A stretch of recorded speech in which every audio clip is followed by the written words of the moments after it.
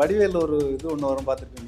ஒரு பொண்ணை லவ் பண்ணார் வடிவேல். அதை எப்படி சரி கரெக்ட் பண்ணுறதுன்னு தெரியல. அதனால் நீங்கள் கற்பழிச்சிருங்கன்னு சொல்லுவாங்க கூட இருக்கிற அல்லகை.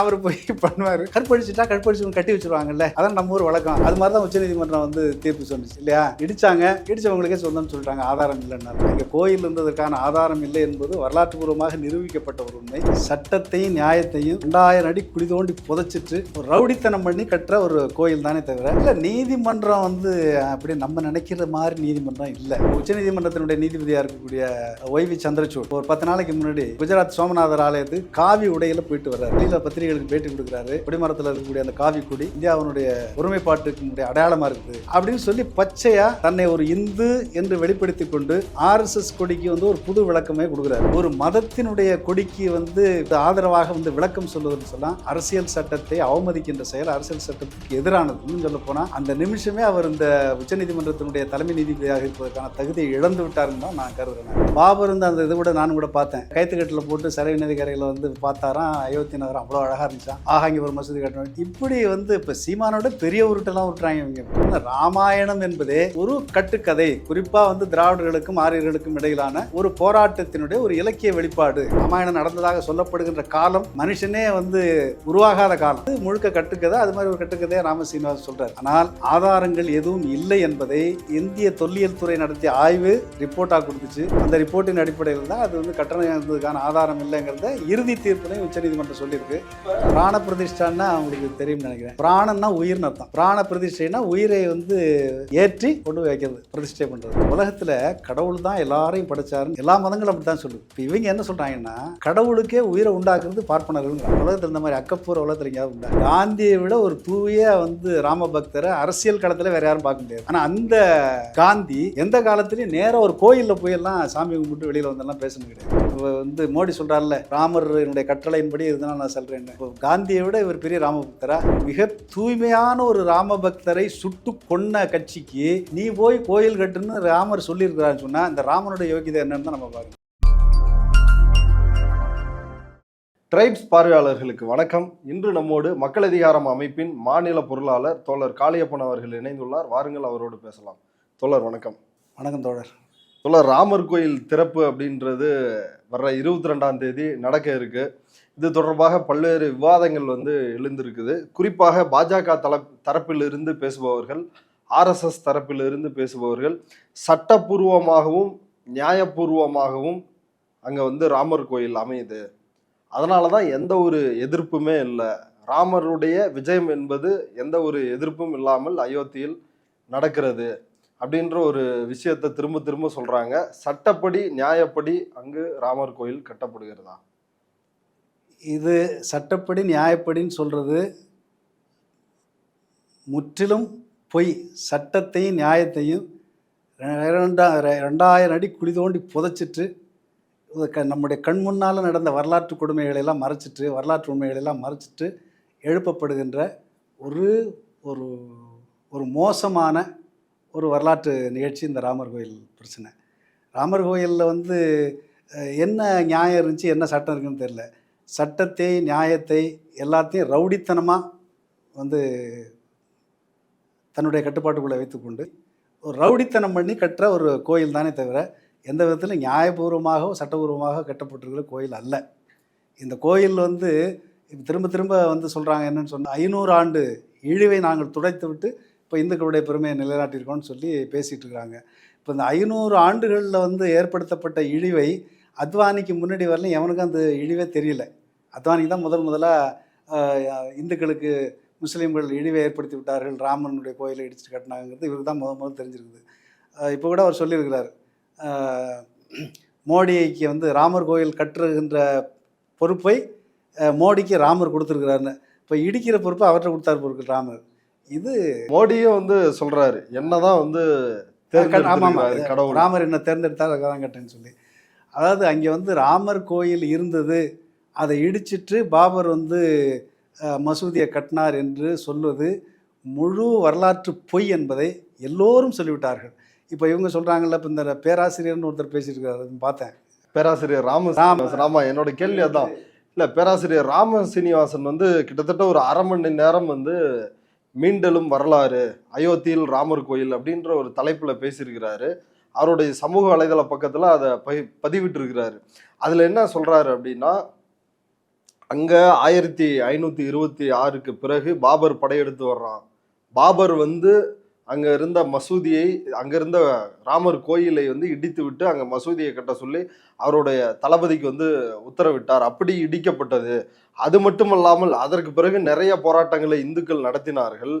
இப்ப இந்த சுதந்திரம் பெற்ற பிறகு இது குறித்து ஆராய ஆர்கியாலஜி இந்திய தொல்லியல் துறை வந்து அவங்களுக்கு ஒரு உத்தரவு போட்டு, அப்படி அந்த இந்திய தொல்லியல் துறை அகழ்வாய்வு செய்து, அந்த அகழ்வாய்வில் தோண்ட தோண்ட ஒரு 12 அடியிலேயே அந்த மசூதி இடிக்கப்பட்ட இடத்திற்கு கீழே 12 அடியிலேயே வந்து ஆஞ்சநேயர் சிலை, அடுத்து சீதை, ராமர் இப்படியெல்லாம் கிடைச்சது அப்படின்னு அவர் ஆதாரபூர்வமா பேசுறாரு.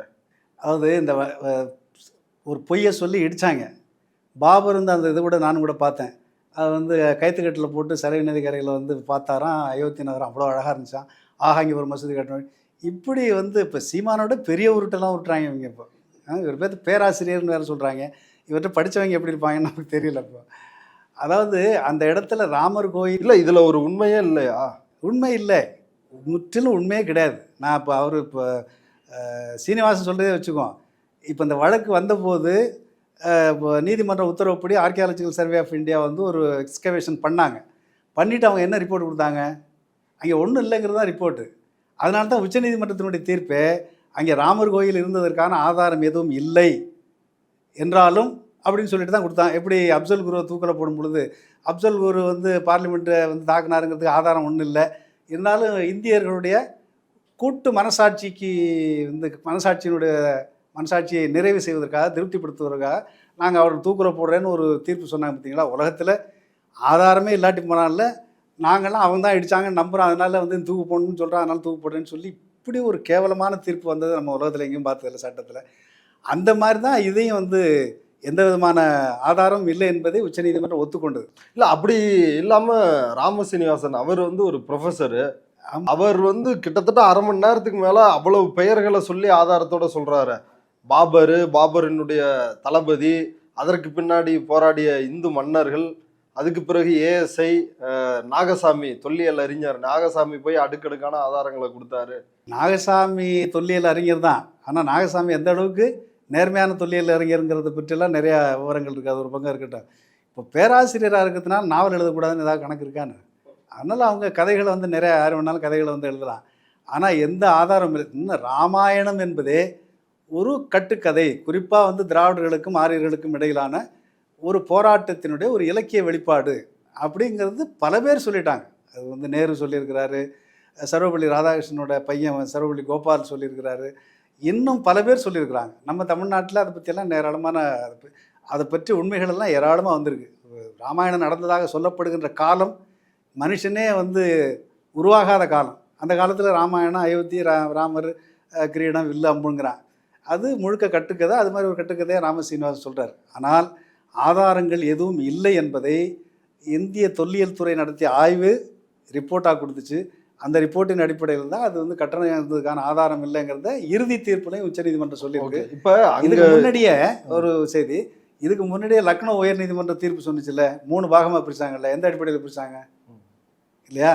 அது ஆதாரத்தின் மாதிரி. ஆமாம், ஆதாரத்தின் அடிப்படையில் இல்லை. 3 பேர் கிளைம் பண்ணுறாங்க.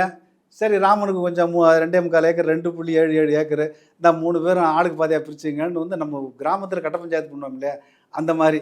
ஆனால் உச்சநீதிமன்றம் அதை தாண்டி இப்போ நம்ம இது கட்டடம் இடித்தவனுக்கே சொந்தம்னு சொல்லி ஆதாரமே இல்லைன்னு ஒத்துக்கிட்ட உச்சநீதிமன்றம், இருந்தாலும் வந்து ராமர் கோயிலில் வந்து அங்கே வழிபட்டாங்க. அங்கே தான் வந்து ஒரு இந்த வடிவேலில் ஒரு இது ஒன்று வரும், பார்த்துருப்பீங்க நீங்கள். ஒரு பொண்ணை லவ் பண்ணார் வடிவேலு, அதை எப்படி சரி கரெக்ட் பண்ணுறதுன்னு தெரியல, அதனால் நீங்கள் கற்பழிச்சிருங்கன்னு சொல்லுவாங்க கூட இருக்கிற அல்லகை. அவர் போய் பண்ணுவார். அதுக்கு என்ன காரணம் சொல்லுவாங்கன்னா, கற்பழிச்சுன்னு கட்டி வச்சுருவாங்கல்ல, அதான் நம்ம ஊர் வழக்கம். அது மாதிரி தான் உச்சநீதிமன்றம் வந்து தீர்ப்பு சொன்னிச்சு இல்லையா? இடித்தவங்களுக்கே சொந்தம்னு சொல்லிட்டாங்க, ஆதாரம் இல்லைன்னால. அதனால் அங்கே கோயில் இருந்ததற்கான ஆதாரம் இல்லை என்பது வரலாற்றுப்பூர்வமாக நிரூபிக்கப்பட்ட ஒரு உண்மை. இப்போ ராம சீனிவாசனாக இருந்தாலும் சரி, எல்லாரும் மோடியாக இருந்தாலும், இப்போ வேலுக்குடி கிருஷ்ணன் கூட சொல்கிறாரு 500 ஆண்டு காலம் இந்த போராட்டம் அப்படின்றாரு. 500 ஆண்டு கால போராட்டம்ங்கிறதே பொய். இந்த போராட்டம் இவங்க காலத்தில் தொடங்குது. ஆர்எஸ்எஸ் தொடங்கியதற்கு பிறகு தான் அங்கே ராமர் கோயில் இருந்துச்சு, அதை இடிச்சிட்டு தான் பாபர் கட்டினாருங்கிற கட்டுக்கதையை உருவாக்கியது முழுக்க முழுக்க ஆர்எஸ்எஸ். 1980களுடைய பிற்பகுதியில் வந்து விபி சிங் மண்டல் கமிஷன் அறிக்கையை அமுல்படுத்தி பிற்படுத்தப்பட்டவர்களுக்கும் வந்து இடஒதுக்கீடு என்கிற பிரச்சனைலாம் வரும்போது அதுக்கு எதிராக தான் முதல் கலவரத்தை இவர்கள் வந்து தொடங்கினார்கள். அதாவது அன்றைக்கி இருந்த ஜனதா கட்சியிலேருந்து பிரிஞ்சு வந்து பாரதிய ஜனதா கட்சின்னு ஆரம்பித்து கலவரத்தை தொடங்கி தீக்குளிப்பதெல்லாம் குஜராத்திலலாம் நடந்துச்சு, நம்ம பார்த்தோம், அதெல்லாம் அந்த வரலாறுலாம் பார்த்தோம்.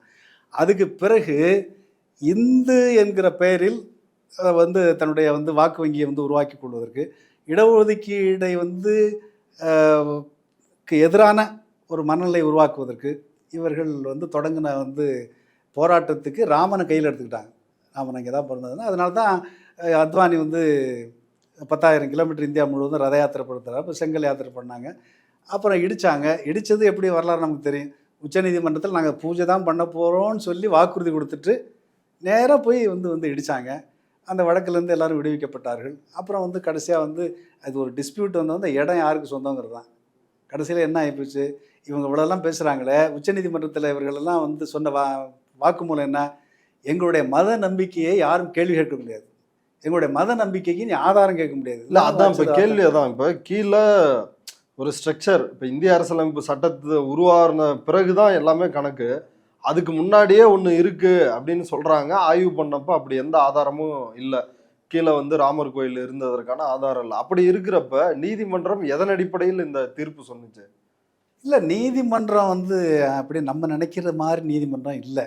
இப்போது ரொம்ப வருந்தத்தக்க ஒரு விஷயம் என்னென்னா, இப்போ உச்சநீதிமன்றத்தினுடைய நீதிபதியாக இருக்கக்கூடிய ஒய்வி சந்திரசூட் இப்போ ஒரு 10 நாளைக்கு முன்னாடி குஜராத் சோமநாதர் ஆலயத்துக்கு காவி உடையில் போயிட்டு வர்றாரு.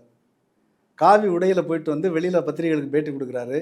இந்த துவஜஸ்தம்பம், அந்த கொடிமரத்தில் இருக்கக்கூடிய அந்த காவி கொடி இந்தியாவினுடைய வந்து ஒற்றுமைக்கு, இந்தியாவினுடைய ஒருமைப்பாட்டுக்கினுடைய அடையாளமாக இருக்குது அப்படின்னு சொல்லி பச்சையாக தன்னை ஒரு இந்து என்று வெளிப்படுத்தி கொண்டு ஆர்எஸ்எஸ் கொடிக்கு வந்து ஒரு புது விளக்கமே கொடுக்குறாரு. இதுதான் இப்போ கோயிலில் இருக்கிற கொடிமரத்தை எப்படி ஆர்எஸ்எஸ் கொடிமரம்ன்றீங்க? ஆமாம், ஆர்எஸ்எஸ்ல இருக்குது. யாருடைய கொடிமரம்? காவி கொடி யாருடைய கொடி? விஸ்வ இந்து பரிஷத்து, ஆர்எஸ்எஸ் இவங்களாம் அந்த கொடி தான் வச்சுருக்காங்க. அப்போது உச்சநீதிமன்றம் இந்திய அரசியல் சட்டத்தின் பாதுகாவலர் என்று சொல்லக்கூடிய உச்சநீதிமன்றத்தினுடைய தலைமை நீதிபதியாக இருப்பவர் வெளிப்படையாகவே ஒரு ஆர்எஸ்எஸ்காரர்களை போல் வந்து கோயிலுக்கு போவதும், காவி உடை அணிவதும், வந்து காவியை வந்து உயர்த்தி பேசுவதும் இருக்கக்கூடிய ஒரு நீதிமன்றம். இல்லை, ஒரு நீதிபதிக்கு ஒரு தனிப்பட்ட நம்பிக்கை இருக்க முடியாது. தனிப்பட்ட நம்பிக்கை இருக்கலாம்.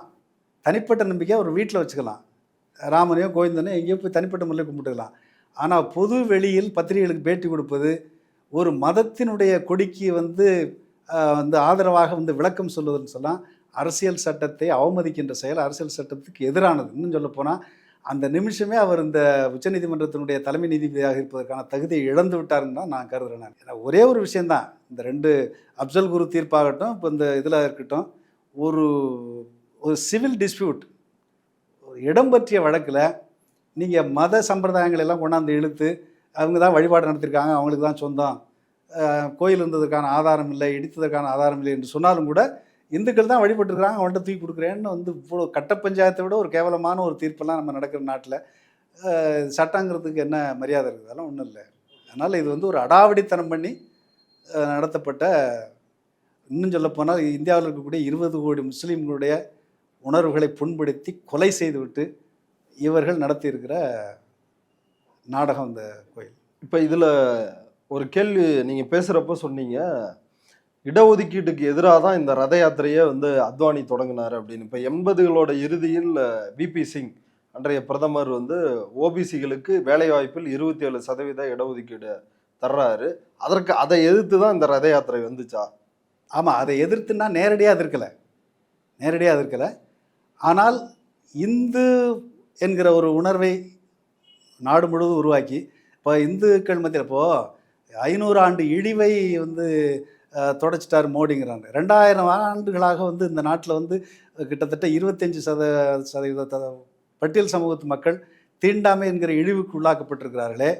இந்த நிமிஷம் வரலையும் வந்து கோயிலுக்குள்ளே வந்து மற்றவங்க போய் வந்து பூஜை பண்ணக்கூடாது, அது கோயிலுக்குள்ளே கருவறை தொட்டு கும்பிடுகின்ற வழிபடுகின்ற உரிமை பார்ப்பனர்களாக எங்களுக்கு மட்டும்தான் உண்டுன்னு இன்றைக்கும் பேசிகிட்டு இருக்கானே. இந்தியாவில் இருக்கக்கூடிய 80% பேர் இந்துக்கள்ங்கிறாங்க. இந்த 80% பேரில் உயர் சாதி என்று சொல்லக்கூடிய பார்ப்பனர்களுடைய சதவீதம் எவ்வளோ? ஒரு 3%, 5% வச்சுங்க. பாக்கி 95% இந்துக்களை சூத்திரர்கள் என்றும் வந்து அதாவது தீண்டத்தகாதவர்கள் என்றும் 2000 வருஷமாக இழிவுபடுத்துகிறாங்களே. இந்த இழிவை எதிர்த்த போராட்டத்தை வந்து முனைமுழுங்க செய்வது, இன்னொரு பக்கம் எல்லாரும் இந்துக்கள் இந்த சாதி ஏற்றத்தாழ்வுகளை அப்படியே வைத்துக்கொண்டு இந்து இந்த வந்து உணர்வை உருவாக்குவதன் மூலம் தங்களுடைய பார்ப்பன மேலாதிக்கத்தை நிறுவிக்கொண்டதற்கு பிறகு இந்த இடஒதுக்கீட்டை கொஞ்சம் கொஞ்சமாக ஒழிக்கிறதுங்கிறது தான் அவங்களுடைய ரகசியமான திட்டம். அதனுடைய வெளிப்பாடு தான் அவங்களுக்கு இப்போ தமிழ்நாட்டில் உச்சநீதிமன்றத்தினுடைய தீர்ப்பை தாண்டி 69% இடஒதுக்கீடு இதெல்லாம் வந்துட்டு போராட்டத்தின் விளைவா. ஆனால் வந்து இந்த இடஒதுக்கீட்டை வந்து ஒழிக்க வேண்டும், இது வந்து காலகாலத்துக்கு இருக்கக்கூடாது என்று மோகன் பகவத் சமீப காலத்தை கூட பேசினதை நம்ம கேட்டிருக்கிறோம். அவை இடஒதுக்கீடை வந்து ஒழிச்சு கட்டணுங்கிறதுல அவங்களுக்கு தீவிரமான நோக்கம் இன்றைக்கும் இருக்குது. ஆனால் இப்போ இருக்கக்கூடிய சூழ்நிலையிலேயே நம்மளுடைய வந்து அதிகாரத்தை தக்க வைத்துக் கொள்வது எப்படி என்பது தான் இந்த 10% வந்து இடபிள்யூசி வந்து கொண்டு வந்து 3% இருப்பவர்களுக்கு 10% வந்து ஒதுக்கி கொண்டார்கள். இதை விட உலகத்தில் அநியாயம் வந்து உலகத்தில் எங்கேயா உண்டா? அதனால் இடஒதுக்கீடை ஒழிப்பது என்பது ஒரு அம்சம். இன்னொரு பக்கம் வந்து பார்ப்பன பனியா மேலாதிக்கத்தை நிலைநாட்டி கொள்வது, அவர்களுடைய சொத்தாக மொத்த இந்தியாவையும் வந்து மாற்றுவது என்பது தான் அவருடைய நோக்கம். அதுக்காகத்தான் இன்னமும் அதை பேசிகிட்டு இருக்காங்க. ஓகே, இப்போ இந்த திரும்ப திரும்ப ராமராஜ்யம் அப்படின்ற ஒரு விஷயம் வந்து பேசப்படுகிறது, விவாதிக்கப்படுகிறது. ராமராஜ்யம்னா என்ன? ஏன் ஆர்எஸ்எஸ்ஸிற்கு இவ்வளவு அந்த ராமராஜ்யத்தின் மேல் வந்து ஒரு மோகம் இருக்கிறது? காந்தியும் ராமராஜ்யம்னு வந்து பேசினாரு. அதுல இருந்து இது எப்படி வேறுபட்டது? நீங்க என்ன நினைக்கிறீங்க? இல்லை, இப்போ காந்தி ராமராஜ்யம் பற்றி பேசினாலும், காந்தி பேசினாலும், யார் பேசினாலும் ராமராஜ்யம்ங்கிறது நவீன ஜனநாயக சிந்தனைக்கு எதிரானது. காந்தி பேசினாலும் தப்பு தான் ஏன்னா. ஆனால் இன்றைக்கு இவர்கள் பேசுகிற ராமராஜ்யம், இப்போ ராமராஜ்யத்தை நிலைநாட்டுன்னு வெளிப்படையாக பேசுகிறான். இப்போது இந்த உத்தரகாண்ட்லாம் சாமியார்கள்லாம் மாநாடு போட்டு ராமராஜ்யம் போட்டுருன்னு இன்னொரு செய்தியை சொன்னால் அவங்களுக்கு இந்த அயோத்திங்கிறது ஒரு சின்ன ஊர். ஒரு நம்ம ஊரில் இருக்கக்கூடிய 3rd கிரேட் முனிசிபாலிட்டி லெவலில் கூட அந்த ஊர் கிடையாது. இன்னைய பாப்புலேஷனே வந்து 80,000 பேர் 85,000 பேர் தான். அந்த ஊரை டெவலப் பண்ணுறதுக்கு வந்து அயோத்தியா டெவலப்மெண்ட் அத்தாரிட்டின்னு ஒரு நிறுவனத்தை உருவாக்கி 80,000 கோடி ரூபாய் செலவு பண்ணி அதை வந்து மிகப்பெரிய ஒரு ஸ்பிரிச்சுவல் சென்டராக வந்து மாற்றி அதை கொண்டு வருதுன்னு சொல்கிறான். அப்படின்னு ஏராளமான வந்து திட்டங்களை எல்லாம் வந்து அவர்கள் இப்போ உருவாக்குறாங்க. அந்த திட்டத்தில் அந்த அயோத்தியா டெவலப்மெண்ட் அத்தாரிட்டியினுடைய திட்டங்களில் ஒன்று, நான் அந்த வெப்சைட்டில் போய் பார்த்தீங்கன்னா தெரியும், இந்த ராம் ஜென்ம பூமி அயோத்தியா டெவலப்மெண்ட் அத்தாரிட்டி இதில் போட்டிங்க. அதில் முக்கியமான அம்சம் என்னென்னா, அயோத்தியா டெவலப் பண்ணுறதுல ரிவைவல் ஆஃப் ராம்ராஜ்யா. அப்போது ராமராஜ்யம்ங்கிறது என்ன? ராமராஜ்யம் எப்படிப்பட்டதாக இருக்கும் என்பது சம்புவனுடைய வரலாறு சொல்லுங்க இல்லையா? இப்போ சம்புவன் என்கிற வேடன் வந்து ஒரு சூத்திர வேடன். அவன் வந்து தவம் பண்ணுறான், எந்த இதுவும் இல்லாமல். ஒரு பார்ப்பன குழந்தை வந்து செத்து போகுது. இது மாதிரி ஒரு வேடன் வந்து தவம் பண்ணுறதுனால தான் பார்ப்பன குழந்தை செத்து போகுது. ராமா, உன்னுடைய ராஜ்யத்தில் நியாயம் இல்லையா?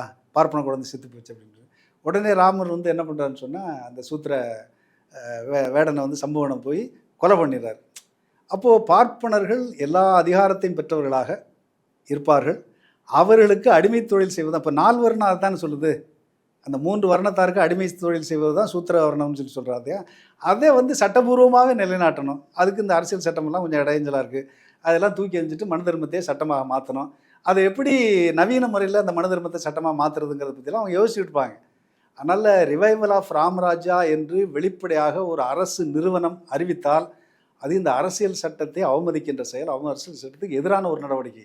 அதை ஒரு மாநில அரசாங்கம் செய்து அந்த 80,000 கோடிக்கு 3/4 ஃபண்ட் பண்ணுறது வந்து ஒன்றிய அரசாங்கம். போய் எவ்வளோ பெரிய ஆபத்தான இதை நோக்கி இந்த ராமராஜ்யம்ங்கிற இந்த கோட்பாடு இருக்குல்ல, இவங்க பேசுகிறது சும்மா பேசலை. இப்போ 200,000 ராமராஜ்யம் வந்து யாருக்கு எதிரானது? ராமராஜ்யம் இந்த நாட்டில் இருக்கக்கூடிய கோடிக்கணக்கான வந்து உழைப்பாளி மக்களுக்கு எதிரானது. சூத்திர, தாழ்த்தப்பட்ட மலைவாழ் மக்களுக்கு அத்தனை பேருக்கும் எதிரானது. இந்துக்களுக்கு மட்டும்தான் எதிரானது. ஆமாம், இந்த நாட்டில் இருக்கக்கூடிய கோடிக்கணக்கான இந்துக்கள் என்று தங்களை கருதி கொண்டு இன்னமும் வந்து இந்த பார்ப்பன சூழ்ச்சியை வந்து அறியாத மக்களாக இருக்கக்கூடிய இந்த உழைப்பாளி மக்களுக்கு எதிரானது. இப்போவும் அதான் நடந்துகிட்டு இருக்கு. இப்போவும் வந்து இப்போ இந்த 10 ஆண்டு வந்து மோடியினுடைய ஆட்சியில் கடைசியாக வந்திருக்கிற புள்ளி விவரங்களை என்ன சொல்லுது, இந்தியாவில் 75% மக்கள் போதிய சத்தான உணவை பெறுகின்ற அளவுக்கு வாழ்க்கை தரம் அற்றவர்களாக இருக்கிறார்கள் என்பது தான் இப்போ அண்மை காலத்தில் வந்திருக்கிற முடிவு.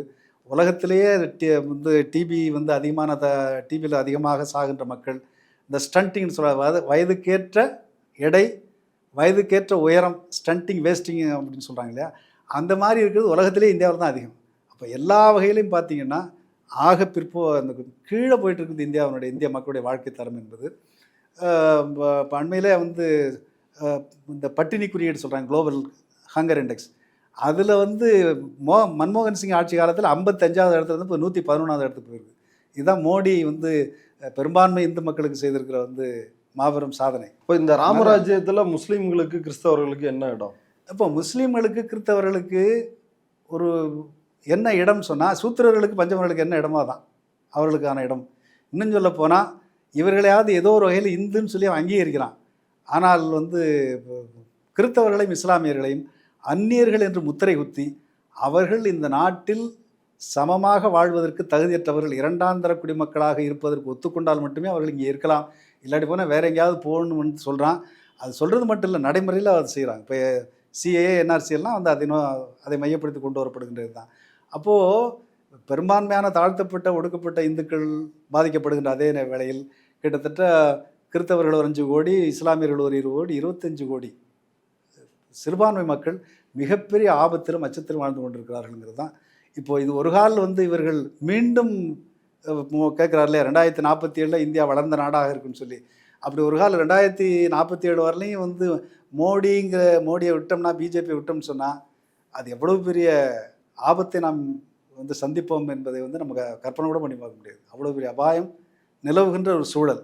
இந்த சூழலில் மீண்டும் வந்து தங்களை வந்து தங்களுடைய அதிகாரத்தை தக்கவைத்துக் கொள்வதற்கு தான் இந்த ராமர் கோயிலை இப்போ வந்து அவசரமாக வந்து திறக்கிறாங்க. இப்போ சங்கராச்சாரியெல்லாம் கடுமையாக எதிர்க்கிறாங்க. அதான் இப்போ இந்த கேள்வி தான். ஒரு பக்கம் சங்கராச்சாரியார்கள் வந்து இது ஒரு மோடி வந்து கோயிலை திறந்து வைப்பார், நாங்கள்லாம் கைதட்டி வேடிக்கை பார்க்கணுமா அப்படின்னு பூரி சங்கராச்சாரியார் சொல்கிறாரு. மற்ற சங்கராச்சாரியர்கள் வந்து இது சடங்கு, இந்த விதிகள்லாம் பின்பற்றாமல் இதை வந்து செய்கிறாங்க, இது தப்பு அப்படின்னு அவங்க 4 சங்கராச்சாரியுமே புறக்கணிச்சிட்டாங்க. இன்னொரு புறம் வந்து காங்கிரஸ் கட்சி அது புறக்கணிச்சிருக்கிறது, சிபிஎம் புறக்கணிச்சிருக்கிறது, அகிலேஷ் யாதவ் அவர் புறக்கணிச்சிருக்கிறாரு, திரிணாமுல் காங்கிரஸ் மமதா பானர்ஜி அவங்க வந்து புறக்கணிச்சிருக்கிறாங்க. இந்த விஷயங்கள்லாம் நீங்கள் எப்படி கருதுறீங்க? இந்த 4 சங்கராச்சாரியால் புறக்கணிச்சிருக்கிறதுங்கிறது வந்து அவங்க எங்களை கூப்பிடலையேங்கிறது தான் அவங்களோட ஏக்கம். நாங்கள்லாம் அப்படி பெரிய சங்கராச்சாரி மத தலைவர்னு சொல்லிட்டு தெரியுறோம், எங்களை கூப்பிட்டு ஒரு ஓரமாக உட்கார வச்சாது. இப்போ செங்கோல் கொண்டுட்டு போனப்போ நம்ம ஊர் சாமியார்களெல்லாம் கொண்டு வச்சு நிறுத்திட்டு ஒரு ஃபோட்டோ எடுத்து விட்டாங்கல்ல, அது மாதிரியாவது எங்களையெல்லாம் கூப்பிடலேங்கிற வருத்தம் தான் இந்த சங்கராச்சாரிகளுக்கு தவிர வேறு ஒன்றும் பெருசாக இருக்கிற மாதிரி தெரில. மற்றபடி மோடியை வந்து பகைத்து கொள்வதற்கு அவர்கள் தயாராக இல்லை. பகைத்து கொண்டால் என்ன நடக்குங்கிறது அவங்களுக்கு தெரியும் இல்லையா, அதில் ஒன்றும் பிரச்சனை இல்லை. அவங்களுக்கு என்னென்னா எங்களை கூப்பிடலைங்கிறது தான். ரெண்டாவது சாஸ்திர சம்பிரதாயம்லாம் ஒன்றும் மதிக்கலையே அப்படிங்கிறதெல்லாம் சும்மா பேருக்கு தான். வந்து இப்போ இந்த கோயிலில் வந்து தொடங்குறதுக்கு பூஜை போடுறதுக்கு வந்து யாரை கூப்பிட்டாங்க? மோடி தானே உட்காந்துட்டு எல்லா பூஜையும் பண்ணார் இல்லையா? அதனால் இப்போ ராமர் கட்டளை போட்டிருக்காருல, அவருக்கு நீ தான்ப்பா கட்டணும் அப்படின்னு சொல்லி கட்டளை போட்டிருக்காருல, அதனால் யாரையும் அவர் கூப்பிட வேண்டியதில்லை. அதனால் அவங்க பேசுகிறாங்க. ஆனால் அந்த சாமியார்கள் இன்னொன்று சொல்லியிருக்காங்க, இது மாதிரி பண்ணுறது வந்து இந்த தேசத்துக்கு வந்து ஒரு ஆபத்து, விநாசகாலே விபரீத புத்தின்னு சொல்லுவாங்கல்ல, அந்த மாதிரி வந்து ஒரு விபரீத புத்தியில் வந்து ஒரு பண்ணுறாரு. கோயிலை முழுசாக கம்ப்ளீட் பண்ணாமல் அந்த மாதிரி இதெல்லாம் பண்ணக்கூடாதுன்னு சொல்லி புலம்புறாங்களே தவிர மற்றபடி ஒன்றும் பெருசாக ஒன்றும் எதிர்ப்பு இல்லை. மற்றபடி அரசியல் கட்சிகள் வந்து நாங்கள் கலந்து கொள்ள மாட்டோம் என்று சொல்வது 100க்கு 100 சரி. இது வந்து இவங்க வந்து இந்து ஓட்டுக்கள் எதிராக போயிடும் சில பேர் பத்திரிகையாளர்கள் சில பேர் கூச்சல் போட்டுக்கிட்டு இருக்காங்க. ஆனால் அந்த முடிவுங்கிறது அதுதான் சரி. ஒரு அரசியல் கட்சி என்பது இந்த நாட்டில் இருக்கக்கூடிய மக்களுடைய சிவில் வாழ்க்கையை மேம்படுத்துவதற்கும் அவருடைய வாழ்க்கையை உத்தரவாதம் செய்வதற்கும் நாட்டை வந்து மேம்படுத்துவது தான் அவருடைய நோக்கம். கோயில் கட்டுறது கட்சியுடைய வேலை இல்லை. அதுக்கு தான் விஹெச்பி இருக்குது, ஆர்எஸ்எஸ் இருக்குது, அதுதான் தானே செஞ்சுருக்காங்க. அதனால் கட்சிகள் இந்த நேரத்தில் வந்து காங்கிரஸ் கட்சி உட்பட காங்கிரஸ் கட்சியில் வந்து சில தயக்கம் இருக்குமோன்னு கூட நான் சந்தேகப்பட்டேன். ஆனால் கடைசியாக வந்து இதில் கலந்து கொள்வதில்லை என்கிற ஒரு தெளிவான முடிவு எடுத்திருக்கிறாரு. எல்லா அரசியல் கட்சிகளும் எடுத்த முடிவு என்பது ரொம்ப சரிதான். ஆனால் அவங்க என்ன பண்ணுறாங்கன்னா ஒரு ட்ராப் வந்து இழுக்கிறான். எல்லாரும் 11,000 தலைவர்களுக்கு அவர்கள் அழைப்புதல் கொடுத்துருக்குறாங்களாம். 12 நாசர், ஆமாம், கேஎஸ் ரவிக்குமார், இவங்க எல்லாருமே ஜெய் ஸ்ரீராம் சொல்கிறாங்களே. என்னன்னாக்கா எல்லாருக்கும் அழைப்பு கொடுத்தா பாத்தியா வந்து இவங்களுக்கெல்லாம் இந்து விரோதிகள், நாளைக்கு என்ன சொல்ல போகிறான், யாரால் பாத்தியா காங்கிரஸ் வரல, திமுக வரல, அவங்க வரல, இவர்களெல்லாம் இந்து விரோதிகள், அவங்களுக்காக ஓட்டு போட வேண்டியது தான் நாளைக்கு பிரச்சாரம் பண்ண போகிறான். இப்போ ராமன் மேலே இருக்கிற பெரிய பக்தியோ, ராமன் மேலே இருக்கிற பெரிய ஈடுபாடோ அதெல்லாம் ஒன்றும் கிடையாது. ராமனுக்கு இவங்களுக்கு சம்மந்தமே கிடையாது. உண்மையிலே ராமன் மேலே பக்தி உள்ளவர் யார்? மிகப்பெரிய பக்தர். அதாவது காந்தி மேலே நமக்கு விமர்சனம் இருக்கலாம், ஆனால் காந்தி ஒரு தூய்மையான ராம பக்தர், அதில் ஒன்றும் நம்ம மாற்றுக்கிறதே கிடையாது. அவனை சுட்டப்போ கூட ஹே ராமன் தான் செத்து போனாங்க. காந்தியை விட ஒரு தூய வந்து ராம பக்தரை அரசியல் களத்தில் வேறு யாரும் பார்க்க முடியாது. ஆனால் அந்த காந்தி எந்த காலத்துலேயும் நேராக ஒரு கோயிலில் போயெல்லாம் சாமி கும்பிட்டு வெளியில் வந்தெல்லாம் பேசணும் கிடையாது. அதை பற்றி வயரில் வந்து ராம் குஹா வந்து ஒரு பேட்டி கொடுத்துருக்காரு. இப்போ அந்த சந்திரசூட் போயிட்டு வந்ததை பற்றி விமர்சனம் பண்ணி பேட்டி கொடுத்துருக்காரு. அதனால் காந்தி அந்தளவுக்கு வந்து ஒரு மதசார்பின்மையை வெளியில் வந்து பொது வெளியில் வெளிப்படுத்தியவர் தான். அதனால் காங்கிரஸ் போன்ற கட்சிகள் இதை நிராகரிப்பது வந்து முற்றிலும் வந்து சரியானது. எல்லா கட்சிகளும் நிராகரிக்கிறது என்பது மட்டும் இல்லை, இந்த ராமர் கோயில் கட்டப்பட்டதனுடைய பின்னால் இருக்கக்கூடிய அநியாயங்களை நாம் பேசணும். பேசி தான் இந்த பிஜேபி வந்து வரப்போகிற தேர்தலில் கூட இப்போ ராமனை பகைச்சிக்கிட்டால் நமக்கு ஓட்டு விடுவாதுன்னு நினைக்கிறது வந்து தப்பு. அதெல்லாம் ஒன்றும் அப்படியெல்லாம் ஒன்றும் பிரச்சனை இல்லை. அதனால் வந்து புறக்கணித்து இருக்கிறது என்பது வந்து சரியானது. அது வந்து நிச்சயமாக வந்து இந்த தேர்தலில் வந்து இவர்கள் எப்படி இந்த ராமர் பிரச்சனையை வந்து தேர்தலுக்காக மட்டுமே பயன்படுத்தி இருக்கிறார்கள். இப்போ வந்து மோடி சொல்கிறார்ல, ராமர் என்னுடைய கட்டளையின்படி இதனால் நான் சொல்கிறேன்னு. இப்போ காந்தியை விட இவர் பெரிய ராமபக்தரா? அப்போது காந்தியை மிக தூய்மையான ஒரு ராமபக்தரை சுட்டு கொன்ன கட்சிக்கு நீ போய் கோயில் கட்டுன்னு ராமர் சொல்லியிருக்கிறான்னு சொன்னால் இந்த ராமனுடைய யோகிதை என்னன்னு தான் நம்ம பார்க்கணும் இல்லையா? அப்படி தான் என்ன தோணுது. இந்த ராமனே இவங்களோட கூட்டு சேர்ந்தவன் எப்படி இருப்பாங்கிறது இது ஒரு உதாரணமாக தெரியுது எனக்கு. இப்போ இதில் இன்னொரு முக்கியமான கேள்வி என்னன்னா, துக்ளக் ஆண்டு விழா, அந்த ஆண்டு விழாவில் சிதம்பரத்தை சார்ந்த ஒரு தீட்சிதர் அவர் குருமூர்த்தி கிட்ட கேள்வி கேட்குறாரு. இப்படி வந்து கிரகஸ்தம்ப பிரதிஷ்டை பண்ணிட்டு தான் அப்புறம் வந்து இந்த பிராண பிரதிஷ்டை வந்து பண்ணணும், இந்த முறையெல்லாம் சரியாக பின்பற்ற மாட்டுறாங்க, ஆகமத்தெல்லாம் என்ன வேணால் ஏற்பாடு பண்ணுங்க, நான் வந்து அங்கே இருக்கிறவங்களுக்குலாம் நான் இதை சொல்லித்தர்றேன், அப்படி பண்ணால் தான் வந்து கரெக்டாக இருக்கும் அப்படின்னு இந்த ராமர் கோயில் திறப்புக்கு ஒரு ஆலோசனை சொல்கிறாரு. அதற்கு குருமூர்த்தி விந்திய மலைக்கு இந்த பக்கம்தான் ஆகமம்லாம், அந்த பக்கம்லாம் வந்து கிடையாது அப்படின்னு ஒரு பதில் சொல்லிருக்கிறாரு. இந்த விஷயம் பற்றி உங்களோட அது இப்போ ராமர் கோயில் இப்போ கட்டுறாங்க இல்லையா? இப்போ கோயில் வந்து பிரதிஷ்டை பிராண பிரதிஷ்டான்னா அவங்களுக்கு தெரியும்னு நினைக்கிறேன். பிராணன்னா உயிர்னு அர்த்தம். பிராண பிரதிஷ்டைன்னா உயிரை வந்து ஏற்றி அதை கொண்டு போய் எரெக்ட் பண்ணுறது, கொண்டு போய் வைக்கிறது, பிரதிஷ்டை பண்ணுறது. உலகத்தில் கடவுள் தான் எல்லாரையும் படைச்சாருன்னு நம்ம எல்லா மதங்களும் அப்படி தான் சொல்லுது. கிறிஸ்தவ மதம், முஸ்லீம் மதம், எல்லா மதங்களும் இறைவன் தான் எல்லாவற்றையும் படைத்தார், இறைவனுடைய விருப்பப்படி தான் நாம் இயங்கி கொண்டிருக்கிறோம், கடைசியாக அவர் தான் தீர்ப்பு சொல்கிறார், அதெல்லாம் தான். இப்போ இவங்க என்ன சொல்கிறாங்கன்னா, கடவுளுக்கே உயிரை உண்டாக்குறது பார்ப்பனர்கள்ங்கிறான். உலகத்தில் இந்த மாதிரி அக்கப்பூர் உலகத்தில் எங்கேயாவது உண்டா? அதாவது இந்த சிலையை வந்து யாராவது ஒருத்தர் சிலை செஞ்சு கொடுப்பார், மந்திரம் வந்து அவர் சொல்லி அந்த சிலைக்கு உயிர் உண்டாக்குவார். அதை கடவுளையே உண்டாக்கக்கூடிய ஆற்றல் பார்ப்பனர்களுக்கு உண்டுங்கிறது தான் இதனுடைய பொருள். இப்படி உலகத்தில் ஏதாவது ஒரு மதம் உண்டா? எந்த மதமாவது இப்படி ஒரு கோட்பாட்டை வச்சுக்க முடியுமா? இதுவே அப்போது பார்ப்பனர்கள் தான் எல்லாவற்றிலும் ஆண்டவனை விட உயர்ந்தவர்கள் பார்ப்பனர்கள்ங்கிறது தான். அது அவங்களுடைய இதிலேயே புராணங்களே எழுதி வச்சுருக்கிறாங்க. அதாவது மன்னர்கள் கடவுளுக்கு கட்டுப்பட்டவர்கள். ஏன்னா கடவுளுடைய பிரதிநிதி தான் மன்னர். அதான பழைய கோட்பாடு, மன்னன் உயிர்த்தே மலர்தலை உலகம். மன்னனுக்கு அதாவது மன்னன் கடவுளுக்கு கட்டுப்பட்டவன், கடவுள் மந்திரங்களுக்கு கட்டுப்பட்டவர், மந்திரங்கள் பார்ப்பனர்களுக்கு கட்டுப்பட்டது. அதனால தான் பார்ப்பனர்கள் மந்திரம் சொன்னால் தான் ஒரு சிலைக்கு கூட உயிரே வந்துடும் அப்படின்னு ஒரு பித்தளை. உலகத்தில் எந்த மதமும் வச்சுக்காத ஒரு கோட்பாடை, கடவுளையும் மதத்தையும் இதை விட பார்ப்பனர்களை விட மிக மோசமாக இழிவுபடுத்தவே முடியாது. நான் மந்திரம் சொன்னால் அவனுக்கு உயிர் வரும், அவனே கடவுள். நான் ஒரு சாணியை வந்து உருட்டி வச்சு அதுக்கு வந்து மந்திரம் சொன்னால் அது கூட உயிர் பெற்று கடவுளாகிவிடும் என்று மதத்தையும் கடவுளையும் தன்னுடைய அதிகாரத்தின் கீழ் கொண்டு வந்து வைத்திருக்கக்கூடிய ஒரே ஒரு மதம் வந்து இந்து மதம் தான். இவ்வளவு கேவலமான வந்து கோட்பாடுகளை கொண்ட மதம் உலகத்தில் இங்கே. கடவுளே இவ்வளோ மோசமாக யாரும் கேவலப்படுத்த முடியாது. இப்போ அதுலேயும் இப்போ வந்து அங்கே இதில் வந்து பிரதிஷ்டை பண்ணுற இடத்துல 5 பேர் தானா. யார்? மோடி, யோகி ஆதித்யநாத், மோகன் பகவத், அப்புறம் வந்து இன்னொருத்தர் யார், ஆனந்திபென், கவர்னர் ஆனந்திபென், கடைசியாக ஒரு சத்யேந்திர தேவ்னு ஒரு ஐயர், இவங்க 5 பேர் தான் அங்கே இருந்து பிராண பிரதிஷ்டை பண்ணி பாலராமரை கொண்டு வந்து வைக்க போகிறான். இப்போ பாலராமர் ஏற்கனவே குண்டு துளைக்காத கூண்டில் தான் இங்கே இருக்கிறாரு.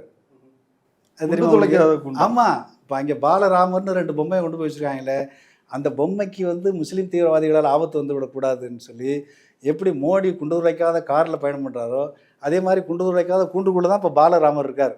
அந்த ராமரை கொண்டாந்து தான் அவருக்கு உயிர் உண்டாக்கி கொண்டாந்து இப்போ கோயில் வைக்க போகிறாங்க. அப்போது இவங்க வந்து இப்போ ஆகமம் விதிகள் என்பதெல்லாம் பார்ப்பனர்கள் எதை சொல்லுகிறார்கள்? இப்போ நீங்கள் யார் இப்போ ஆகமங்கிற அந்த ஆகமம் இந்த ஆகமம் பல ஆகமங்கள் சிவாகமம் வைணவ ஆகமம்னு 2ஆக பிரிக்கிறான். அதில் ஏகப்பட்ட ஆகமங்கள் இருக்குது. யாருக்காவது ஆகமங்களை படிச்சிருக்காங்களா? தெரியுமா? நமக்கெல்லாம் ஒன்றும் தெரியாது. அப்போ இந்த ஆகமங்களையெல்லாம் உருவாக்குனது யாருன்னு சொல்கிறான்? வடநாட்டில் இருக்கக்கூடிய முனிவர்கள் அவங்களும் உருவாக்குறாங்க. வடநாட்டில் இருக்கிற முனிவர்கள் உருவாக்குனது வடநாட்டுக்கு பொருந்தாது, தென்னாட்டுக்கு தான் பொருந்தாதுங்கிறது போல் பித்தலாட்டம் ஏதாவது உண்டா? இப்போ குருமூர்த்தி சொல்கிறார் அந்த இதெல்லாம் வந்து ஆகமங்கள்லாம் அங்கே பொருந்தாது, இங்கே தான் பொருந்துன்னா இதை விட வந்து ஒரு அயோக்கியத்தனம் பித்தலாட்டம் வந்து உலகத்தில் இருக்கவே முடியாது. இப்போ ஆகமம்னா இந்து ஆகமம் அப்படின்னு சொன்னால் எல்லா இந்து கோயிலுக்கும் தானே பொருந்தணும். அப்போ வடநாட்டில் இருக்கக்கூடிய விஸ்வநாதர் கோயிலுக்கு பொருந்தாது, தென்னாட்டில் இருக்கக்கூடிய காஞ்சி விஸ்வநாதர் கோயிலுக்கு தான் பொருந்தும்னு சொன்னால் அப்போ எங்கே இருக்குது இந்து எல்லாம் ஒன்றுங்கிறது என்ன அர்த்தம்? இல்லை, இப்போ சனாதன பிரச்சனை, சனாதன மாநாட்டில் சனாதன ஒழிப்பு சரி அப்படின்னு உதயநிதி பேசுனது மிகப்பெரிய பிரச்சனையா இருந்துச்சு. இப்போ மோடி சாஸ்திர விரோதமா நடந்துகிறார் அப்படின்ற விஷயம் வந்து அதை யாருமே கேள்வி எழுப்ப மாட்டாங்களே. அதே பாஜகவினர் அதை ஏத்துக்கிறாங்களே. ஆமாம், இப்போ சங்கராச்சாரியால் செஞ்சுருக்காங்க இது மாதிரி சாஸ்திர விரோதமாக மோடி பண்ணுறாருன்னு சொல்லி. அதுக்கு எதிராக வந்து இப்போ சாஸ்திரத்துக்கும் சம்பிரதாயத்துக்கும் ஏஜெண்டாக வந்து இவங்க தானே இருக்காங்க, ஆர்எஸ்எஸ் பிஜேபி. தமிழ்நாட்டில் அனைத்து சாதியினர் அர்ச்சகராகலாம் சட்டம் கொண்டு வந்து அதுக்கு எதிராக வந்து தாண்டி குதிக்கிறான். எல்லா அக்கப்பூரா அயோக்கியத்தனமும் பண்ணிகிட்டு இருக்கானுங்க. இப்போ மோடி சாஸ்திர விரோதமாக பண்ணிக்கிட்டு இருக்கிறாரு. அது முழுக்க அரசியல். இப்போ அந்த சாமியார்களே என்ன சொல்லியிருக்காங்கன்னா, இந்த நாள் நல்ல நாள் இல்லை, இப்போ திறக்கக்கூடாது, ராமநவமியில் தான் திறக்கணுங்கிறாங்க. இப்போ ராமநவமியில் ஏன்டா திறக்கலைன்னு கேட்டால் சாமியாரே பதில் சொல்கிறான். ராமநவமி வந்து ஏப்ரல் மாதம் 17ஆம் தேதி தான் வருது. இப்போ ஏப்ரல் மாதம் 17ஆம் தேதி வரையும் பொறுத்திருக்க முடியாது. ஏன்னா அதுக்குள்ளே எலெக்ஷன் அறிவிச்சிருவாங்க. மே மாதத்துக்குள்ளே எலெக்ஷன் நடத்தினேன். அப்போது கோட் ஆஃப் கான்டக்ட் அமலுக்கு வந்துடும். கோட் ஆஃப் கான்டக்டில் அமலுக்கு வந்துச்சுன்னா ராமர் கோயிலை திறக்க முடியாது. ராமர் கோயிலை நான் தான் திறந்து 500 ஆண்டு கால இழிவை நான் தான் போக்குறேன்னு ஓட்டு கேட்க முடியாது. இப்போ அதனால் அவசரமாக திறக்கிறாங்கன்னு சொல்லி அவங்களே சொல்கிறான் இல்லையா? அதனால் ஆகமோ இதுங்கிறதெல்லாம் இவங்க நம்மளை ஏமாத்துறதுக்கு சொல்கிற பித்தலாட்டம். இன்னொரு விஷயம் என்னென்னா, பார்ப்பனர்கள் எதெல்லாம் சொல்லுகிறார்களோ அதெல்லாம் ஆகமம்னு உச்சநீதிமன்றத்தில் எங்கள் அஃபிடவிட் போட்டுருக்காங்க. இந்த ராமர் ஜென்ம பூமி வழக்கில், இன்னும் வேறு சில வழக்குகளில் ஆகமம், நம்ம அர்ச்சகர் வழக்கு மாதிரி ஏதோ ஒரு வழக்கு எனக்கு சரியாக நினைவில்லை, அந்த வழக்கில் ஆச்சாரியார்கள் சொல்வதெல்லாம் ஆகமம் அப்படின்னே பேசியிருக்காங்க. அதுவே ஒரு பார்ப்பன அர்ச்சகர் இதுதான் ஆகமம்னு சொன்னால் அதுதான் ஆகமம். நீங்கள் அதெல்லாம் கேள்வி கேட்க முடியாது. அது ஏற்கனவே சொல்லிட்டாங்க, மத நம்பிக்கையே கேள்வி கேட்க முடியாது. அப்போ பார்ப்பனர் சொல்லுகின்ற கேள்வியை கேட்க முடியாது. ஏன்னா பார்ப்பனர் கடவுளுக்கு மேலானவர். அதனால் நம்ம எதுவும் பண்ண முடியும். இது இந்துன்னு சொல்லிக்கிறவனுக்கு சூடு சொரணை இருந்தால் அதெல்லாம் கேட்கணும். ஐயா மோடி அவர்களே, ஆகமோ வேத சாஸ்திரங்கள்லாம் இப்படி சொல்லுது, அதுக்கு மாறாக இந்து விரோதமாக நீ செயல்படுற அப்படின்னு நியாயமாக சொல்லணும். அடுத்த தடவை மோடிக்கு ஓட்டு போடாதுன்னாவும் குறைஞ்சபட்சம் சொல்லணும். இவங்களுக்கெல்லாம் உண்மையிலே இந்து மதத்தை பற்றியும் இந்துக்களுக்கெல்லாம் ஆபத்து வந்துட்டுன்னு கூச்சல் போடுறவங்களும் இப்போ இந்துக்களுக்கு வேறு யாராலையும் ஆபத்து வரல. இவங்க சொல்கிறபடி மோடியால் தான் ஆபத்து இல்லையா? அவர் தான் சாஸ்திர விரோதமாக எல்லாம் பண்ணுறாரு. அது மட்டும் இல்லை, ஒரு சங்கராச்சாரிய சொல்லிட்டார், இது வந்து இந்த மாதிரி சாஸ்திர விரோதமாக பண்ணுறது வந்து நாட்டுக்கு நல்லதில்லை, கேடு வரும்னு சொல்லி. அதனால் அது அவங்க வந்து என்ன பித்தலாட்டத்தை வேணாலும் பேசலாம், அதை இந்த நாட்டில் எல்லோரும் கேட்டுக்குவாங்கன்னு சொல்கிறாங்க. ஆனால் தமிழ்நாட்டில் நம்மெல்லாம் இன்னும் பேசிகிட்டு இருக்கிறோம். தமிழ்நாட்டில் பேசுகிற அந்த குரல் வந்து அங்கே வடக்க போச்சுன்னா எல்லாரும் ஏதாவது சிந்திப்பாங்களா என்னன்னு தெரியல. இப்போ இதில் வந்து அந்த ராமர் கோயில் கட்டுவதில் நடைபெற்ற ஊழல்கள் அது ஒரு முக்கிய பிரச்சனை. அதில் என்னென்ன நடந்துச்சு? இப்போ ராமர் கோயில் நடந்த முதல் ஊழலே உச்சநீதிமன்ற தீர்ப்பில் நடந்த ஊழல்ங்கிறது தான் என்னுடைய கருத்து. உச்சநீதிமன்றத்தில் போன வழக்கு இது யாருக்கு சொந்தங்கிறது தான். நீ ஒன்று ராமனுக்கு சொந்தம்னு சொல்லி தொலைஞ்சு அதோடு விட்டு போக வேண்டியதானே. அங்கே ஒரு ட்ரஸ்ட்டு அமைக்கணும், அந்த ட்ரஸ்ட் மூலமாக ராமருக்கு கோயில் கட்டணும்னு ஒன்று யார் சொல்ல சொன்னேன்? அப்போது ஊழல் வந்து அங்கேயே வந்துருக்கு. இப்போ ஆர்எஸ்எஸ் ஊழல் செய்வதற்கான முதல் வந்து இதை வந்து ஆயுதத்தை எடுத்து உச்சநீதிமன்றத்தை கையில் கொடுக்குது. அந்த உச்சநீதிமன்ற தீர்ப்பின்படி ராமர் கோயிலில் கட்டுறதுக்கு ஒரு ட்ரஸ்ட் அமைக்கிறாங்க, ராம ஜென்ம பூமி தீர்த்த க்ஷேத்திர ட்ரஸ்ட்டு. அந்த ட்ரஸ்ட்டில் 15 பேர். அந்த 15 பேரில் 12 பேரை ஒன்றிய அரசாங்கம் நியமிக்கும், மோடி அரசாங்கம் அமைச்சிருக்கு. பாக்கி 3 பேர் தேர்ந்தெடுக்கப்படணும், யார் அயோத்தியிலேருந்து, அதையும் வந்து பிஜேபி தான் தேர்ந்தெடுக்கும். 15 பேர் ஆர்எஸ்எஸ் காரனாகவே வச்சு இந்த கோயிலை கட்டுறானுங்க. இந்த கோயிலை கட்ட ஆரம்பிச்சதுலேருந்தே ஊழல் விவகாரம் வெளியில் வர ஆரம்பிச்சது. முதல் ஊழல் என்னன்னாக்கா, இப்போ இந்த கோயிலை கட்டுறதுக்கு இவன் கணக்கு சொல்கிறது 3200 கோடி ரூபா செலவுன்னு சொல்கிறான். ஆனால் விவரங்கள் என்ன வருதுன்னா, இந்த கோயிலுடைய மொத்த வந்து கன்ஸ்ட்ரக்ஷன் காஸ்ட் வந்து 1100 கோடி ரூபா தான் வரும், 3200 கோடி ரூபா இல்லை என்ற செய்திகள் வந்திருக்குது. ஆனால் இந்த பேரை சொல்லி 5500 கோடி ரூபா இதுவரையும் வசூல் பண்ணியிருக்கான். இப்போ கோயிலை கட்டி இன்னும் முடிக்கலை, எவ்வளோ செலவாச்சுன்னு நமக்கு தெரியாது. என்னுடைய கணக்குப்படி ஒரு 10,000 கோடி ரூபாயாவது ஆர்எஸ்எஸ் விஸ்வ இந்து பரிஷத் இதில் வந்து கொள்ளையடிச்சிருப்பாங்க. ஏன்னா இந்தியா முழுவதும் இதை சொல்லி வசூல் பண்ணிட்டானுங்க. இப்போ இந்த ஆச்சாரியார்களே நாங்கள் வந்து இப்போ ஆச்சாரியார்கள் பிரச்சனை வந்தப்போ இன்னொரு பிரச்சனை வந்துட்டு, இந்த மாதிரி சாஸ்திர விரோதம் பற்றி எல்லாம் தப்பாக நடக்குதுன்னு பேசினோடனே அவன் வந்து அந்த ராமஜென்மபூமி ட்ரஸ்ட் இருக்குது பார்த்தீங்களா, பிஹெச்பி. ஆமாம், அவன் சம்பக் ராய். சம்பக் ராய் அவன் சொல்லியிருக்கான், இது வந்து வைஷ்ணவ இது சம்பிரதாயம், நீ சிவன் கோயில் அப்படின்னு சொல்லி. அப்போது இந்துக்கள்லாம் ஒன்றுன்னு இப்படி பேசுகிற, அப்போ வைஷ்ணவம் வேறு இந்து வேறு தானே, அப்போ இந்துங்கிறது ஒன்று இல்லை இல்லையா, அதான அர்த்தம் அதுக்கு. அப்போது இவனுக்கு நினச்சா இந்துன்னு எல்லாரையும் ஒன்றா சொல்லிக்குவான், திண்டத்தகாதவர்கள்னு ஒரு பக்கம் ஒதுக்கி வச்சுட்டு அவங்களே இந்துன்னு சொல்லுவான். காசை பங்கு போட்டுக்கிறது அல்லது வந்து யாருக்கு உரிமைன்னு பிரச்சனை வந்துச்சுன்னு சொன்னால் நீ வைஷ்ணவன் நான் இந்தும்மா இல்லையா. இதான் இது ஆர்எஸ்எஸ் மாதிரி ஃப்ராடு உலகத்தில் எவனும் கிடையாதுங்கிறது இது ஒரு, இந்த ஃபாசிஸ்ட் ஸ்டேட் மாதிரி ஃப்ராடு உலகத்தில் எவனும் கிடையாதுங்கிறது இது ஒரு உதாரணம். அதனால் அப்படி ரெண்டாவது இந்த பிரச்சனை வந்த பிறகு பெரிய கோயில் கட்டி அதை பெரிய அளவுக்கு ஒரு பெரிய டூரிஸ்ட் ஸ்பாட்டாக ஸ்பிரிச்சுவல் சென்டராக மாற்றுறதுங்கிற திட்டம் வந்த உடனே பிஜேபி காரனும் ஆர்எஸ்எஸ் காரனும் உடனே ரியல் எஸ்டேட் வியாபாரத்தில் இறங்கிட்டாங்க. ஓகே, அங்கே இருக்கிற நிலத்தை அந்த சரௌண்டிங்கில் 5 கிலோமீட்டர் இருக்கக்கூடிய ஏராளமான நிலங்களை வாங்குறான். வாங்குறதுல பூரா ஃப்ராடு. முதல்ல என்னென்னா 5 கோடி ரூபா மதிப்புள்ள 5.8 கோடி ரூபா மதிப்புள்ள நிலத்தை ரிஜிஸ்டர் பண்ணும் பொழுது குறைச்சி இப்போ 2 கோடி ரூபான்னு குறைச்சி போட்டு ஸ்டாம்ப் டியூட்டியை குறைச்சி அதில் ஒரு கொள்ளை. 5 கோடி மதிப்பை 2 கோடின்னு பித்தலாட்டம் பண்ணி வாங்கிட்டு அதை 10-15 செகண்டில் வந்து ராமஜென்மபூமி ட்ரஸ்ட்டுக்கு வந்து 18 கோடி ரூபாய்க்கு விற்கிறான். 15 நிமிஷத்தில் ஒரு ஏக்கருக்கு வந்து 15 கோடி ரூபா லாபம், 13 கோடி ரூபா லாபம். அது மாதிரி 70லேருந்து 100 ஏக்கர் நிலம் வாங்கியிருக்கானுங்க. அதில் மட்டும் எவ்வளோ அடிச்சுட்டு பண்ண பாருங்க. அப்போ இந்த ராமர் கோயிலுங்கிறது பக்தியை தாண்டி இது இப்போ அடிச்சிருக்கிற கொள்ளைங்கிறது வந்து நமக்கு தெரிஞ்சது 1-2 இதெல்லாம் பத்திரிகையில் வந்து செய்தி தான். அது மாதிரி ஏகப்பட்ட ஊழல் நடந்திருக்குது. இன்னும் இப்போ வெளியில் வராமல் ரகசியமாக நன்கொடை கொடுத்தவங்கலாம் ஏராளமாக இருக்கிறான். அந்த கணக்கெல்லாம் இனிமேல் தோண்டி எடுத்தால் தான் நமக்கு தெரியும் அவ்வளோ பெரிய ஊழல் வந்து நடந்திருக்கு.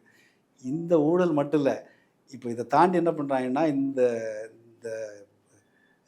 மோடி, நான் கூட நினச்சேன் மோடி 2047 வந்து இந்தியாவை வளர்ந்த நாடாக மாற்ற போகிறேன், 6வது பொருளாதாரத்துலேருந்து 5வது பொருளாதாரம் ஆகிட்டு, இப்போ நான் அடுத்த 31க்குள்ளே 27லேயோ 31க்குள்ளேயோ 3வது பொருளாதாரம் மாற்றுவேன்னு சொல்லியிருக்காரு. 3வது பொருளாதாரமாக எப்படி மாற்ற போகிறாருன்னு யோசிச்சு பார்த்தா தான் தெரியுது. நம்ம இந்தியாவில் வந்து ஏராளமான கோயில்களை கட்டி ஊதுவத்தி வந்து சூடம் ஜாம்பராணி விளக்கெண்ணெய் இந்த வியாபாரத்தை பெருக்குன்னா வந்து பெரிய பொருளாதாரம் மாறிடலாம்னு நினச்சாரா என்னமோ தெரில. எல்லா இடத்துலையும் கோயில் ப்ராஜெக்ட்டு வரிசையாக போடுறாங்க. இப்போ ஏற்கனவே காசி விஸ்வநாதர் கோயிலுக்கு 900 கோடி ரூபாய்க்கு ப்ராஜெக்ட்டு, ஒரு பெரிய காரிடார், அங்கே இருக்கக்கூடிய கடை கண்ணி எல்லாத்தையும் இடித்து நொறுக்கிட்டு பெரிய வளாகமாக கட்டி அதை ஒரு பெரிய ப்ராஜெக்டாக மாற்றுறானுங்க. அதை பற்றி ஏராளமாக லிஸ்ட் இருக்குது. அதே மாதிரி காஷ்மீரில் அமர்நாத் கோயிலை வருஷம் பூரா போகிறது மாதிரி ஏற்பாடு பண்ணி 5300 கோடி ரூபா செலவு பண்ணி அதுக்கான சாலை வசதிகள், ரயில் வசதிகள், இப்படி நாடு பூரா பார்த்திங்கன்னா கிட்டத்தட்ட 13-14 லிஸ்ட்டு என்கிட்ட இருக்குது, சொல்கிறதுக்கு நேரம் இல்லை. எல்லா இடங்கள்லையும் பக்தி, இந்து மத உணர்வு, பக்தி என்பதை வந்து பரப்புவதன் மூலமாக ஒரு ஹிந்து கன்சாலிடேஷனை வந்து உருவாக்கிற முடியும் அப்படின்னு ஒரு பெரிய ப்ராஜெக்ட். அதுக்கு வந்து ஒரு மதசார்பற்ற அரசாங்கத்தினுடைய பணத்தை வந்து பல 100 கோடி ரூபாய் வந்து அள்ளி விடுறானுங்க. இப்போ அதில் அவனுக்கு ஒரே ஒரு விஷயம் சொல்லி முடிக்கலாம்னு நினைக்கிறேன். சாணக்கியன் வந்து மன்னர்களுக்கு ஒரு அறிவுரை ஒன்று சொல்லியிருக்கான். மன்னர்கள் வந்து எப்போதுமே கோயில்கள் வந்து நிறையா கட்டணும், திருவிழாக்களை வந்து எப்போதும் நடத்திக்கிட்டே இருக்கணும், அந்த மூடிலே மக்களை எப்போதும் வச்சுருக்கணும். ஆனால் மன்னர்கள் எப்போதும் கடவுள் இருப்பதாக நம்பிவிடக்கூடாது என்பது சாணக்கியனுடைய ஒரு வாக்கு. இப்போ அந்த வாக்கை வந்து அட்சரம் பேசாமல் மோடி நடைமுறைப்படுத்திக்கிட்டு இருக்க மாதிரி தெரியுது. அப்போது இந்தியாவில் இருக்கக்கூடிய மக்களுடைய கல்வி, வேலைவாய்ப்பு, சுகாதாரம், இப்படி அடிப்படையான வசதிகள் அப்படி கீழே போயிட்டுருக்க அந்த நேரத்தில் நாடு முழுவதும் இந்த பிஜேபி இருக்கக்கூடிய எல்லா இடங்கள்லையும் இப்படி கோயில்களை கட்டுறது, கோயில்களுக்காக இப்போ வந்து அஸ்ஸாமில் ஒரு கோயில் கட்டுறானுங்க. அந்த கோயில் கட்டுறதுனுடைய நோக்கமே கோயிலை கட்டுறதில்ல, அந்த கோயிலை சுற்றி வங்காளதேசத்து முஸ்லீம்கள் வந்து அகதிகளாக வந்து குடியிருந்துருக்காங்க இல்லையா, அவங்கள பூரா வந்து அனாதைகளாக வந்து வெளியேற்றுறதுக்காக அங்கே 200 கோடி ரூபாய் 300 கோடி ரூபாய் வந்து ஒரு வைஷ்ணவ கோயில் கட்டுறேங்கிறான். இப்படி இறுதி கேள்வியா 24 எலெக்ஷன்ல வந்து இந்த ராமர் கோயில் விவகாரம் அப்படின்றது பாஜகவிற்கு கை கொடுக்குமா? என்ன யதார்த்தம் எப்படி பிரதிபலிக்கும்? அது எனக்கு இப்போ நம்ம நீண்ட காலம் வந்து இந்த தேர்தல் அரசியலில் அதிகமாக நம்ம வந்து கவனம் செலுத்தாததனுடைய விளைவு. ஆனால் இந்த தேர்தலில் கண்டிப்பாக இந்த மோடிக்கு வந்து முடிவு கட்டியே தீரணும். அதுக்கு நமக்கு வந்து இப்போ ராமருக்கு அணில் உதவி பண்ண மாதிரி நம்மளும் ஒரு அணிலாக இருந்து ராமர் இது மோடிக்கு எதிராக ஏதாவது பண்ணணும்னு தான் நான் நினைக்கிறேன். நான் இது ராமனை வைத்து அவர் வந்து வெற்றி பெற்று விடலாம் என்று அவர் நினைக்கிறாரு. தென் மாநிலங்களில் அது அந்த அளவுக்கு செல்லுபடி ஆகாது. தென் மாநிலம்லாம் குறிப்பாக கேரளா, தமிழ்நாட்டில் பெரிய செல்லுபடி ஆகாது. ஆந்திரா, தெலுங்கானா, கர்நாடகாவில் ஓரளவுக்கு அதனுடைய பாதிப்பு இருக்கலாம். ஆனால் வந்து எதிர்க்கட்சிகள் வந்து ஒவ்வொரு அணியில் திரண்டு உறுதியாக நின்று இந்த 3வது அணிங்கிற மாதிரி அக்கப்போரெலாம் வந்துச்சுன்னு சொன்னால் அதெல்லாம் முறியடிச்சு நாம் வந்து இதில் எல்லாருமே இந்த நாட்டில் ஒரு பாசிச அபாயத்தை கண்டிப்பாக தடுத்தே தீர வேண்டும் என்பதில் அக்கறை இருப்பது உண்மை என்றால் அவர்கள் அத்தனை பேரும் ஒரு இந்தியா கூட்டணி இந்த சந்தர்ப்பத்தில் ஆதரித்து மோடிக்கு எதிரான வலுவான பிரச்சாரத்தை மேற்கொண்டால் இந்த ராமர் பஜனை வந்து ஒன்றெல்லாம் பண்ணிட முடியும். ஏன்னா இப்போ ராமரை பொறுத்தவரை எல்லாருமே என்ன நினைக்கிறாங்கன்னு சொன்னால், ஒரு மனிதனுடைய கடவுள் நம்பிக்கை என்பது வந்து அது நம்ம வந்து கொச்சைப்படுத்த வேண்டியதில்லை.